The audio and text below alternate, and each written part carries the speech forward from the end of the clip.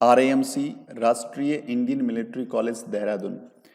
Guys, इसके बारे में हमें कंप्लीट जानकारी मिलने वाली है इस वीडियो में, तो वीडियो को एंड तक देखिए ताकि आपको RIMC के बारे में वो सारे क्वेश्चंस के रिप्लाई मिल पाए। लाइक RIMC क्या है, RIMC में कौन से बच्चे जा सकते हैं, क्या एलिजिबिलिटी चाहिए होती है, फॉर्म कैसे मंगवाएं, फॉर्म कैसे भरें, फॉर्म भरने के बाद प्रिपरेशन कैसे करें, इसके बाद हमारे पेपर में क्या आएगा, कौन से सब्जेक्ट्स आएंगे। इस तरह की बहुत सारी जो जानकारी है जो हर पेरेंट्स के लिए बहुत इंपॉर्टेंट है, हर बच्चे के लिए बहुत इंपॉर्टेंट है, क्योंकि जब भी हम कोई टारगेट सेट करते हैं तो हमें उसके बारे में नॉलेज होना बहुत ज़्यादा ज़रूरी है। चलिए बात करते हैं आज के इस वीडियो में RIMC के बारे में। ये एक लेटेस्ट नोटिफिकेशन है जो राष्ट्रीय मिलिट्री स्कूल के जो ऑफिशियल वेबसाइट है उसके ऊपर रिलीज हुआ है। हम लोग आज इसमें बात करेंगे।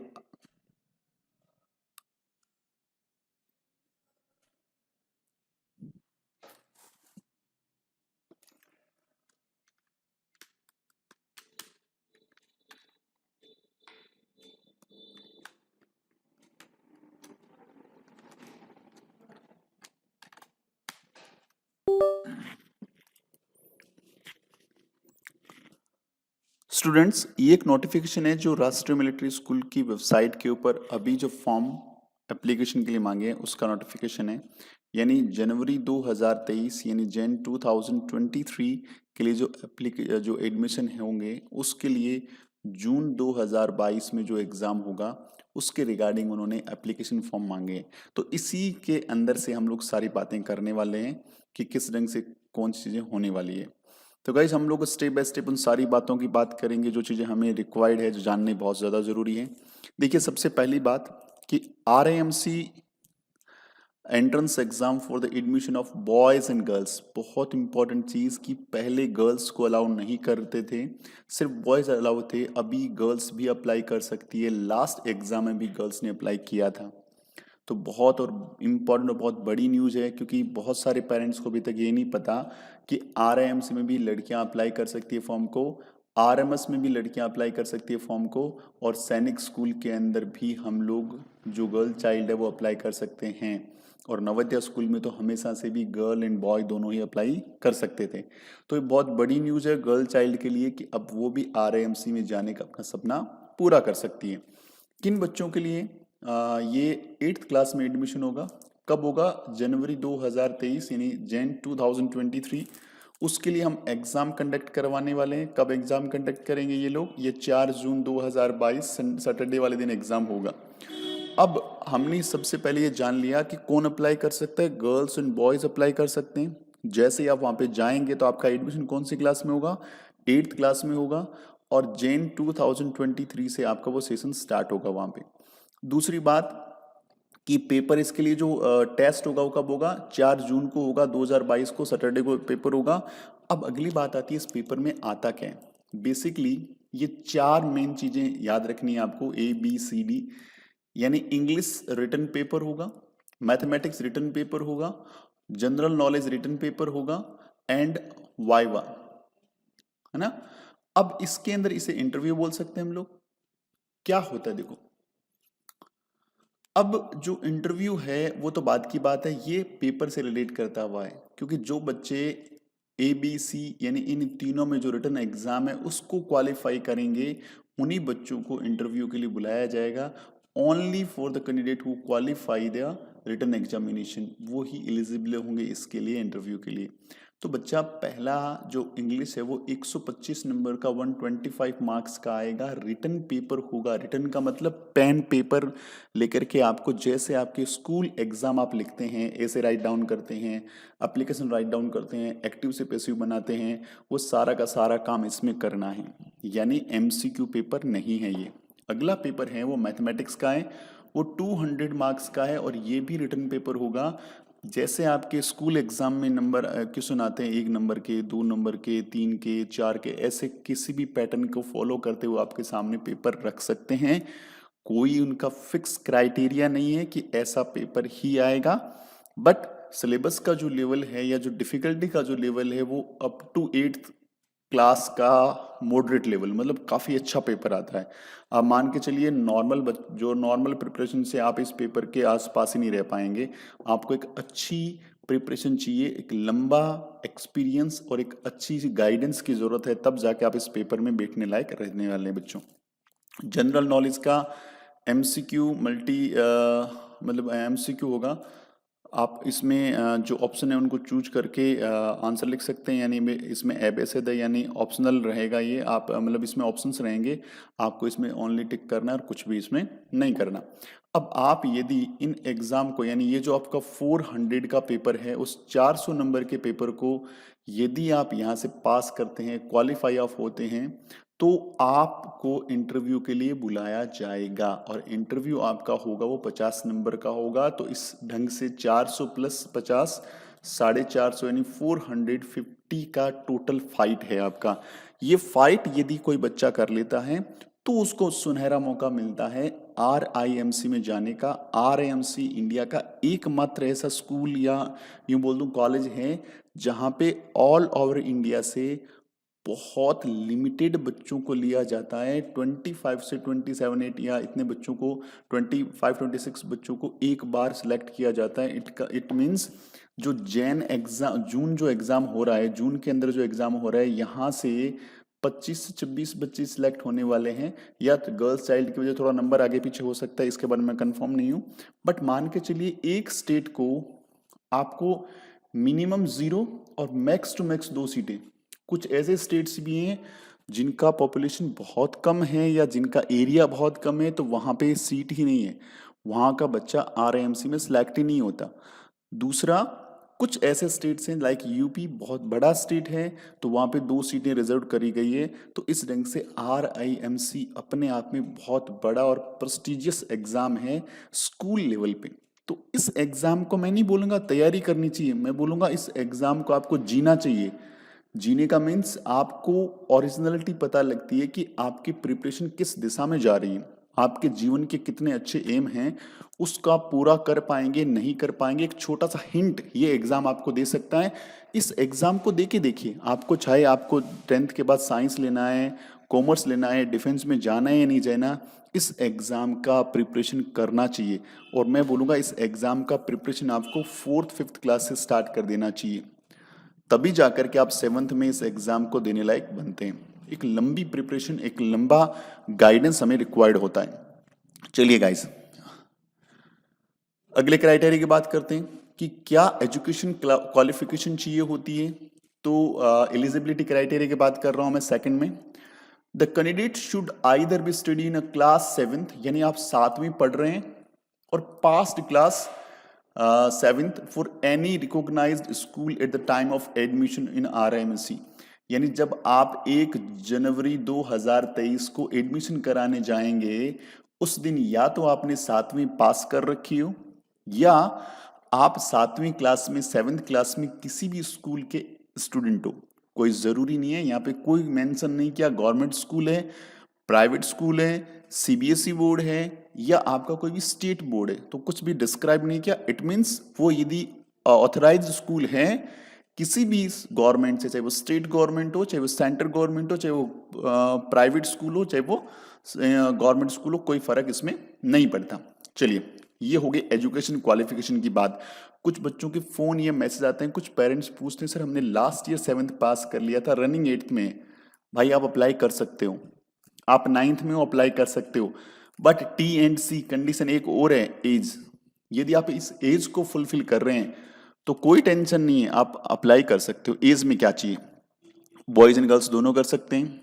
एज कितना होना चाहिए, 11.5 से लेके 13 ईयर तक, यानी 11.5 साल से लेके 13 साल तक के बच्चे अप्लाई कर सकते हैं। और एज काउंट कब होगी, आपकी एज काउंट होगी 1 जनवरी 2023 को।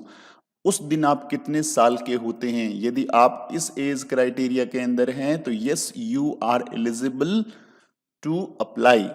अब ये बोल रहा है this should not be born, वो इससे पहले वो बोर्न नहीं हो। कब, 2 Jan 2010, यदि आपका डेट ऑफ बर्थ 2 जनवरी 2010 से पहले का है तो अभी आप छोटे हैं, अभी आप बड़े हो चुके हैं, अप्लाई नहीं कर सकते।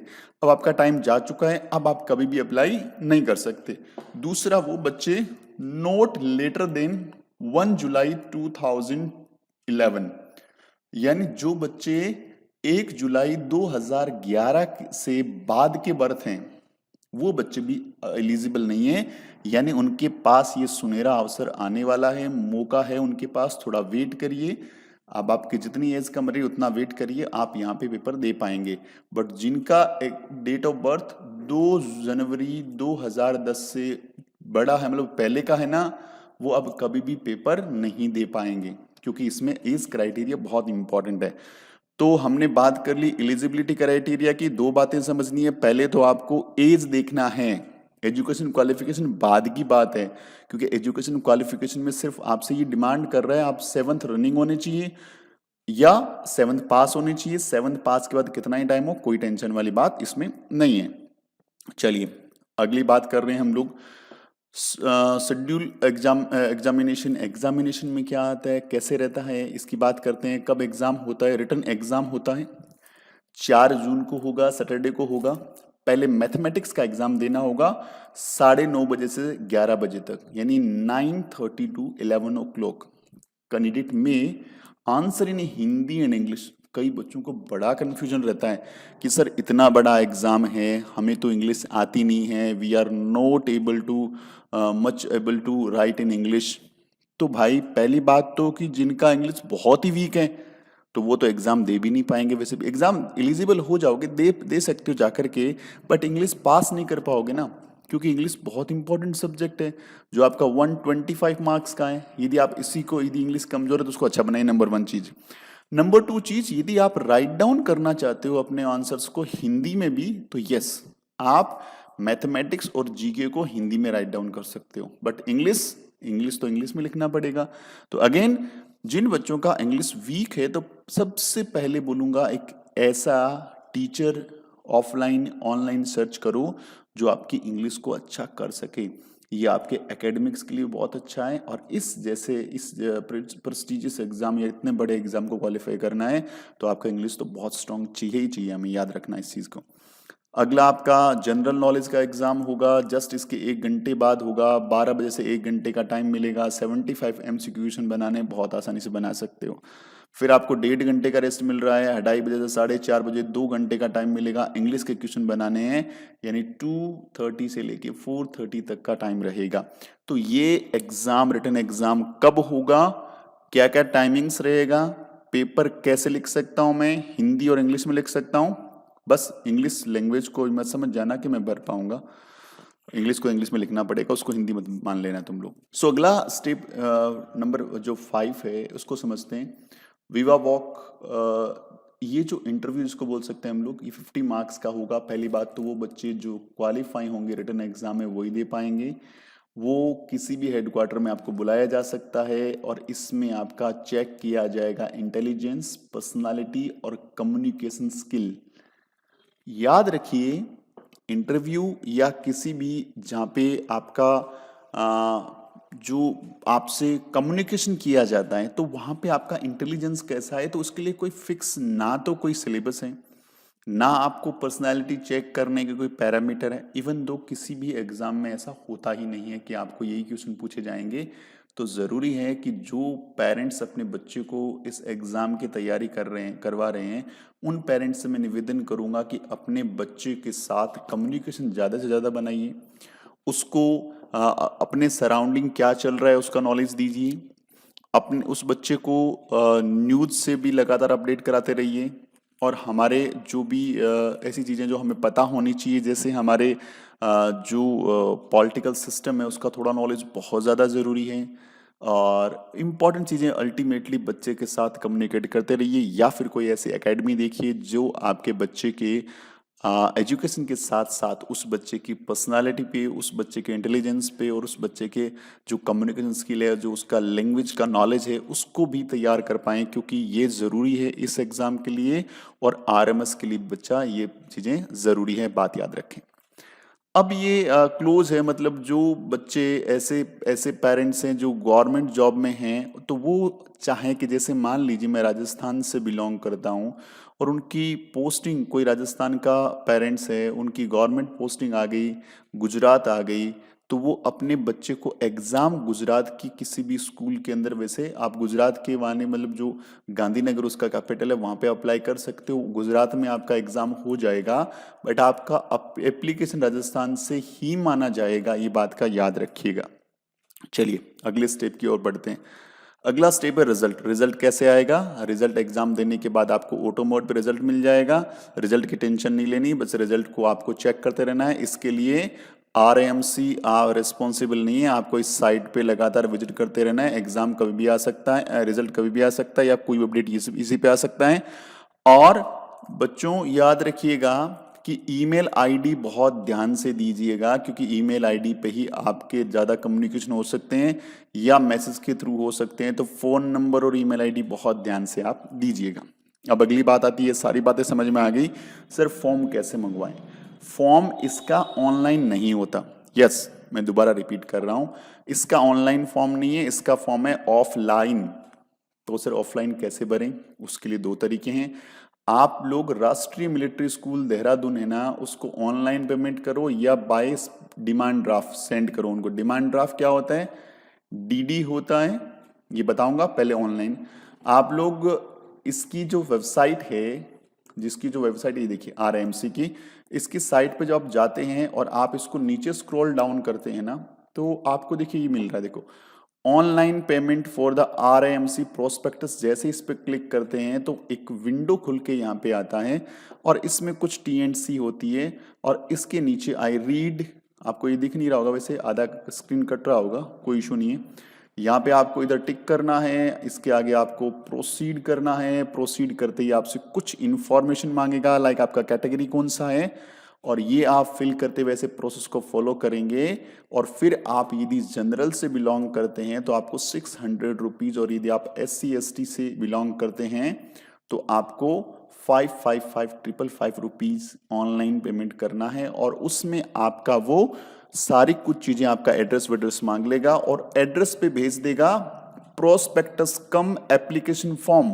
मतलब ये प्रोस्पेक्टस भी है, ये एप्लीकेशन फॉर्म भी है, इसी के अंदर पूरा एप्लीकेशन फॉर्म मिलेगा, साथ में ये बुकलेट भी है जिसमें ओल्ड क्वेश्चन पेपर आपको मिलेंगे। यानी तीन चीजें आपको मिलने वाली है। Prospectus means what is RAMC पूरी डिटेल, एप्लीकेशन फॉर्म जो आपको भर के वापस भेजना है, और उसमें लास्ट ईयर के क्वेश्चन पेपर, ताकि you will not depend on others, किसी भी दूसरी बुक के भरोसे ना रहो, यहां से आपको सारा कुछ मिल जाएगा। चलिए बच्चा, ये बात हो गई ऑनलाइन की। अब DD आपके पेरेंट्स को एकदम अच्छे से पता होगा। डिमांड ड्राफ्ट बैंक में जाना होता है और बैंक में जाकर के हमें यदि जनरल 600 रुपीज, OBC है तो 555 रुपीज वहाँ देना होता है, और प्लस में DD चार्जेस होता है 20 रुपये, 30 रुपये, 50 रुपये, जो भी जिस भी बैंक से आप जाओगे वहाँ पे जाके बोलना है कि मुझे एक DD बनवाना है। किस नाम से दी? Commandant RAMC Dehradun. बस इस नाम से आपको DD बना देना है।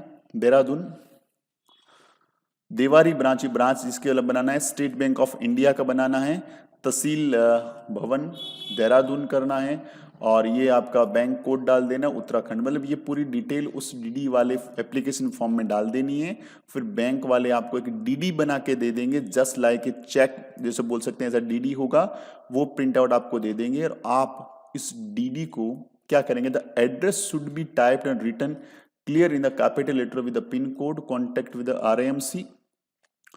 RAMC will not be responsible for any postal delay or loss of, अब ये बोल रहा है कि DD बना करके आपको RAMC के एड्रेस पे भेजना है। अब गाइस ये भेजने के बाद क्या करेंगे?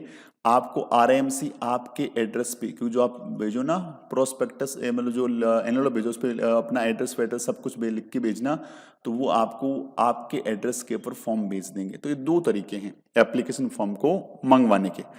अब ये क्या बोल रहा है? दो कंडीशन इसने वो डाल दी। The application form issued by RAMC only shall be valid. आपको जो आरएमसी ने भेजा है ना वही फॉर्म वैलिड है, ऐसा नहीं है वो कट गया फट गया कुछ हो गया, आप उसकी फोटोकॉपी करवा के उस फॉर्म को भर रहे हैं, रिजेक्ट हो जाएगा। बजाय इसकी कि जो ओरिजिनल फॉर्म आपको रिसीव होता है ना उसकी फोटोकॉपी करवा लो, 2-3 फोटोकॉपी करवा लो, पहले उसको भरने की पूरी प्रैक्टिस कर लो, और जब भर के प्रैक्टिस करके फाइनल फोटोकॉपी को अच्छे से भर जाए उससे उस ओरिजिनल फॉर्म को भरो, नंबर 1 चीज। ठीक है।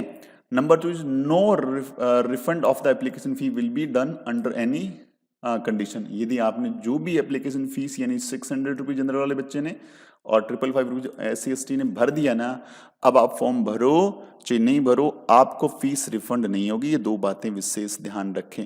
अब हम जब फॉर्म भरने बैठ ही गए हैं तो हमें किन किन डॉक्यूमेंट्स की रिक्वायरमेंट पड़ने वाली बात कर लेते हैं। बहुत ज्यादा डॉक्यूमेंट नहीं मांगता है आरएमसी, बस फॉर्म को कैसे भरना है एक दिन मैं अगला वीडियो बनाऊंगा जिसमें पूरा फॉर्म एक लेकर के उसको भरना सिखाऊंगा, स्टेप बाय स्टेप पूरे फॉर्म को भरेंगे भी। अब बात कर लेते हैं कि इसमें क्या चाहिए अपने को। डॉक्यूमेंट्स चाहिए, क्या डॉक्यूमेंट चाहिए? फर्स्टली चाहिए birth certificate issued by the जो बर्थ सर्टिफिकेट होते हैं या तो ग्राम पंचायत या जो म्युनिसिपल कॉर्पोरेशन है उसके द्वारा होना चाहिए। डोमिसाइल सर्टिफिकेट, ये पेरेंट्स को एकदम अच्छे से पता होगा, बच्चों को हो सकता है पता ना हो। SC/ST सर्टिफिकेट यदि आप इस कैटेगरी को बिलोंग करते हैं तो, otherwise there is no need, ये कोई मैंडेटरी नहीं है, वेर एप्लीकेबल। तीसरा certificate from the principal of the current school in which the candidate is studying, यानी उस प्रिंसिपल का एक लेटर, एक सर्टिफिकेट लेना पड़ेगा जिसमें बच्चा आपका पढ़ाई कर रहा है, विद फोटोग्राफ अटेस्टेड, मतलब आपको उस पर एक फोटोग्राफ लगाना है, उस फोटोग्राफ को भी अटेस्टेड करवाना है, और उसके ऊपर ओरिजिनल जो ये डॉक्यूमेंट है ये ओरिजिनल डॉक्यूमेंट हमें भेजना है। इसकी फोटोकॉपी नहीं चलेगी, चाहे तो इसकी फोटोकॉपी करके आप अपने पास जरूर रख सकते हैं जो सर्टिफिकेट आपको स्कूल से इशू किया जाता है। Photocopy of Aadhaar card of the candidate both side, ये भेजना बहुत ज्यादा जरूरी है, ध्यान रखना, अदरवाइज इस फॉर्म को रिजेक्ट कर दिया जाएगा। Mandatory required, Fehling which application will be rejected, यदि आप ये नहीं भेजते हैं तो एप्लीकेशन रिजेक्ट हो सकता है। और 2 आपके पासपोर्ट साइज फोटोग्राफ ये भेजने हैं आपको। अब बात आती है कि फॉर्म मंगवा लिया है, फॉर्म भर भी लिया अच्छे ढंग से, कोई दिक्कत नहीं है, और फॉर्म कैसे भरना है, उसमें कौन कौन से ऑप्शंस हैं, उसका एक डिफरेंट वीडियो बनाऊंगा, अदरवाइज ये वीडियो काफ़ी बड़ा हो जाएगा। हम पूरे फॉर्म की बात करेंगे तो आधा घंटा 1 घंटे का पूरा वीडियो रिक्वायर्ड होगा, नेक्स्ट वीडियो में बात करेंगे। अब भाई बात आती है, फॉर्म मंगवा लिया है, हमने भर लिया है, application form should reach the respective state government as given in a guideline of admission, यानी जनरली जैसे आप जिस भी स्टेट से बिलोंग करते हैं उस स्टेट की कैपिटल के अंदर इसका आरएमसी का एक आउटलेट रहता है, एक ऑफिस रहता है छोटा। जैसे मैं राजस्थान से बिलोंग करता हूं तो मुझे फॉर्म भर के आरएमसी देहरादून नहीं भेजना, मुझे जयपुर भेजना है, क्योंकि कैपिटल क्या है, जयपुर है, तो मैं जयपुर में जो आरएमसी का एड्रेस है वहां पे भेजूंगा। अब ये सवाल आता है कि हमें कैसे पता, तो भाई आपको जो प्रोस्पेक्टस कम एप्लीकेशन फॉर्म वाला या बुकलेट जो मिलेगा ना, उस प्रोस्पेक्टस में सारे स्टेट्स के कैपिटल के अंदर कहाँ कहाँ उनका ऑफिस है उसका पूरा बायोडेटा यहाँ पे अवेलेबल रहेगा। सो डोंट यू वरी कि आपको इसमें कोई दिक्कत आने वाली है। ठीक है भाई, ध्यान रहेगा। अब देखो इसमें रिटर्न किया है, kindly note that application must be send to the state government, not to the Rashtriya military college, Rashtriya Indian military college Dehradun Uttarakhand. आपको यहाँ पे नहीं भेजना है, अपनी स्टेट गवर्नमेंट को भेजना है। आई होप कि इस बात को आप समझ गए होंगे। अब ये जो पॉइंट नंबर 10 है, पॉइंट नंबर 11 है या पॉइंट नंबर 12 है, ऑल दीज आर हमसे कोई रिलेट नहीं करते। 13, 14, 15 हमारे किसी काम के नहीं है।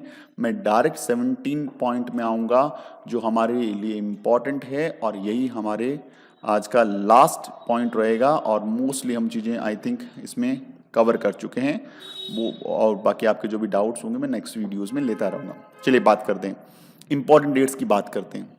अब हेडक्वार्टर जो है पब्लिश कर दिया इन्होंने, ये 15 फेब को, जो हमने आपको वीडियो बना के डाल दिया था। अब स्टेट गवर्नमेंट पब्लिश करेगी अपने अपने रेस्पेक्टिव स्टेट्स के अंदर 25 फरवरी को।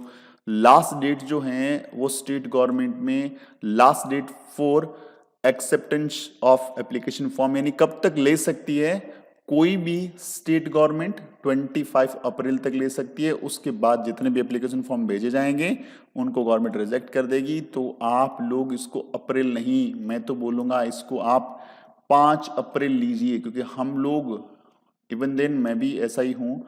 हम सब लोग क्या करते हैं कि जब भी कुछ भी चीज़ें होती है वी ऑलवेज फाइंड कि लास्ट डेट क्या है। कोई एप्लीकेशन फॉर्म हो या किसी काम का हो, कोई बैंक का काम हो, कोई लास्ट डेट के पीछे पड़ जाते हैं। सो ट्राई कि फर्स्ट डेट क्या है। भाई फॉर्म निकलने लग गए, यस अभी प्रॉस्पेक्टस मंगवाइए, अभी फॉर्म भरिए और अभी उसको भेजिए, ताकि आपके ईमेल एड्रेस पे या आपके टेक्स्ट मैसेज में आपको कंफर्म हो जाए कि आपका फॉर्म पहुंच गया है, ताकि आप तसल्ली से अपनी तैयारी में लग जाओ। लास्ट डेट में भेजोगे तो आरएमसी ने ऊपर एकदम साफ साफ शब्दों में कहा है कि भाई आपके एंड से गलती है, then you will be the responsible, I am not. तो इसने बोला भी आप जानो, आपका काम जाने, तो हमें ऐसी गलती करनी नहीं है। चलिए, रिटन एग्जाम कब कंडक्ट होगा? 4 जून को कंडक्ट होगा।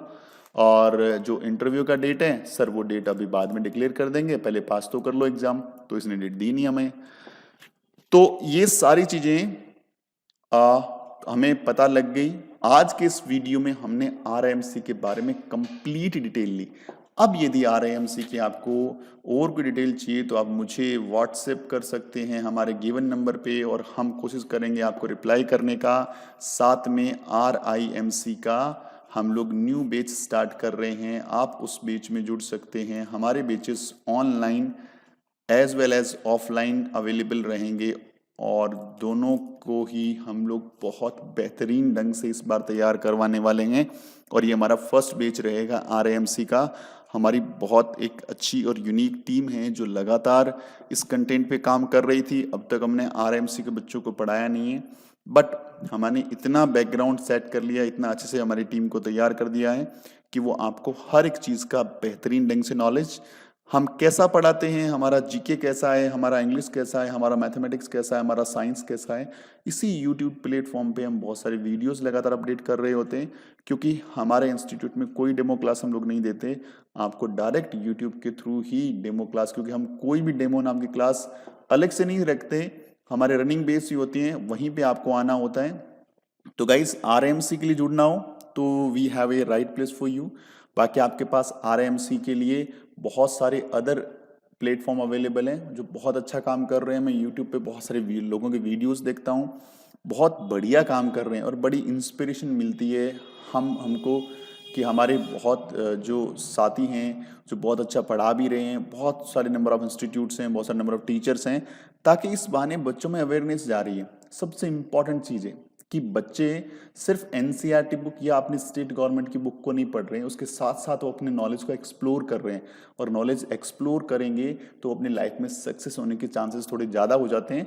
तो हमने बड़ा अच्छे लगता है कि हम भी इसके थोड़े से पार्ट हैं और हम भी आप तक कुछ ना कुछ नॉलेज वाली चीज़ें पहुँचाते रहते हैं। तो उम्मीद करता हूँ ये वीडियो अच्छा लगा होगा। वीडियो अच्छा लगता है तो वीडियो को लाइक कर दें, शेयर कर दें और चैनल को सब्सक्राइब कर लें, क्योंकि मैं इस तरह के बेहतरीन वीडियोस कोशिश करता रहा हूँ तो आपके लिए नॉलेजेबल वीडियोस लेके आता रहा हूँ। और आपको कुछ भी जानना हो आरएमसी के बारे में या सैनिक स्कूल के बारे में, या अभी आरएमएस का एग्जाम है 3 अप्रैल को, हमारे बहुत सारे मल्टीपल बैचेस चल रहे हैं, टारगेट बैच चल रहा है हमारा क्विक रिवीजन बैच अभी जस्ट लॉन्च हुआ है, और हमारा फाउंडेशन बैच बहुत कमाल का बैच है। जिन बच्चों के पेरेंट्स जो हैं पेरेंट्स अपने बच्चे को शुरू दिन से तैयार करना चाहते हैं, यानी जिनका बच्चा 3rd क्लास में रनिंग है, या जिनका बच्चा 4th क्लास में रनिंग है, या जिनका बच्चा 5th क्लास में रनिंग है, यानी ये बच्चे 6 क्लास को टारगेट मान करके हमें ज्वाइन कर सकते हैं। या आरएमसी तो भैया है, ये हर जगह का बच्चा टारगेट कर सकता है। और जिनके बच्चे 7th में 8th में हैं या 9th में हैं, तो वो बच्चे हमारे फाउंडेशन 9th क्लास के टारगेट लेके आ सकते हैं। हमारे फाउंडेशन बैच भी चल रहा है, बड़ा यूनिक होता है फाउंडेशन बैच, क्योंकि हम इसमें बच्चे के एकदम जीरो से लेकर के काम करते हैं और उसको टॉप लेवल तक लेके जाते हैं। तो इसके लिए भी हमारे ऑफलाइन एडमिशन चालू हो चुके हैं, फाउंडेशन बैच के ऑनलाइन बैच तो चल ही रहा है। ऑफलाइन हमारा मार्च में स्टार्ट होगा, बहुत लिमिटेड सीट से, very first time we are going to start, so most welcome है आप सबका। सो आई होप वीडियो थोड़ा फ्रूटफुल रहा होगा, उम्मीद करता हूँ कि आपको अच्छा लगेगा। मिलते हैं नेक्स्ट वीडियो में, तब तक अपना ख्याल रखें, खूब सारी पढ़ाई करें और अपने जीवन में बेहतरीन करें। जय हिंद, जय भारत।